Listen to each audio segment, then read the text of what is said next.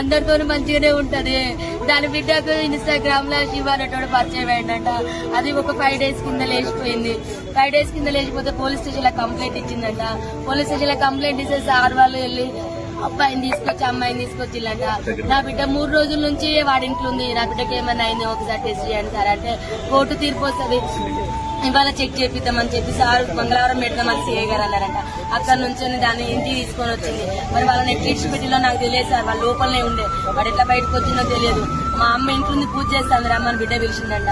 వెనకాలకెళ్ళి చెల్లె పూజ చేస్తాంట. వెనకాలకెళ్ళి తన చున్ని తీసుకొచ్చే వెనకాలకెళ్ళి వేసి బుద్ధి చంపేసింది సార్. చంపిన తర్వాత నా చెల్లె చావలేదంట.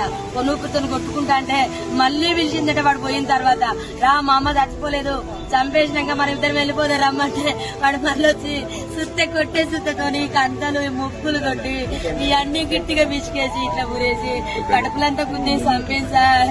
నా చెల్లె ముక్కు నుంచి బ్లడ్, నోటి నుంచి బ్లడ్, ఇల్లంతా పెరుగులాట చేసింది. వాళ్ళిద్దరితో మస్తు కొట్లాడింది నా చెల్లె బ్రతకడానికి, కానీ అవ్వలేదు. నా చెల్లె పెద్ద బిడ్డ చేసింది సార్. దానివల్ల లవర్ చేసింది సార్ శివాలటోడు.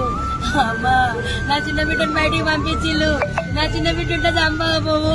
అది 8 నెలల నుంచి ప్లాన్ చేసిన సీఐ గారికి కంప్లైంట్ ఇచ్చింది. ఇప్పుడు